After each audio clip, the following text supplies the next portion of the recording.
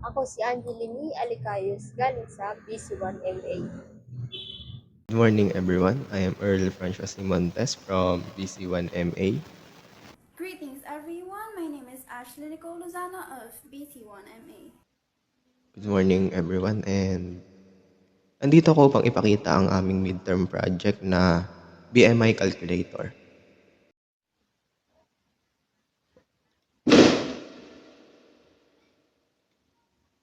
Sa araw na ito, ipapakita din namin kung paano nga ba gumagana ang BMI calculator na to and yung different category gaya ng underweight, normal weight, overweight, and obesity.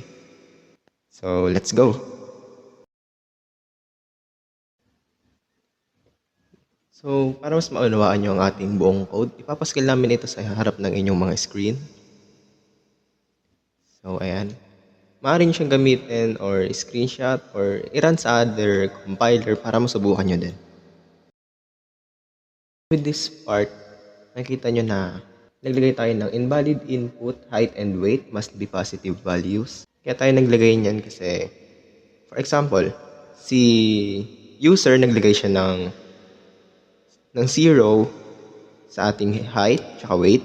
Then, syempre hindi siya mababasa and hindi siya makakalculate ng ating BMI calculator. So, bali magiging invalid siya. Kaya naglagay tayo ng ganitong statement. Next is our formula for calculating BMI.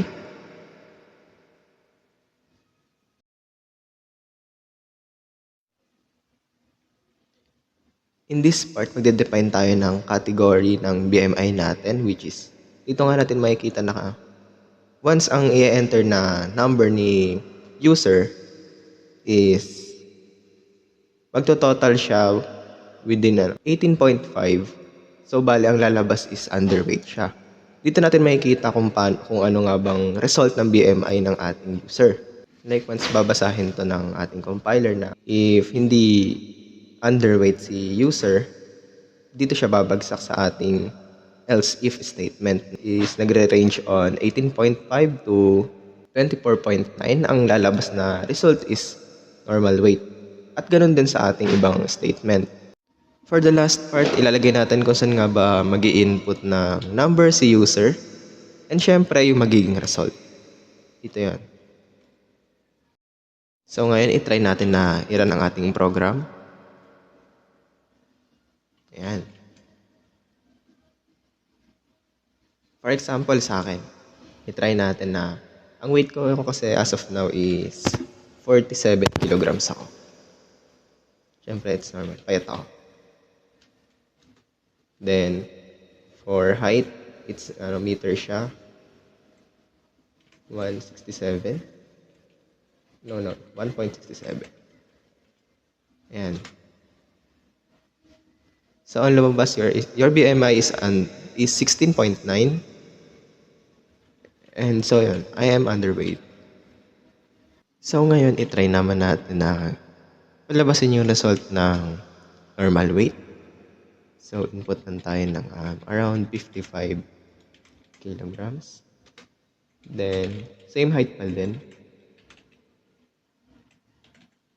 1.67. And so, normal weight siya. Next is, try naman natin yung for overweight.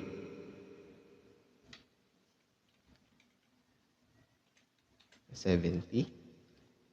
Then, same height pa rin yung gagamitin natin. 1.67. So, overweight. And last is yung sa obesity.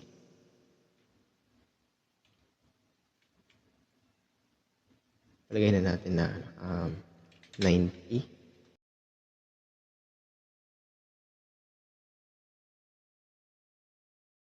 So ayan guys, yun lang and successful yung ating program.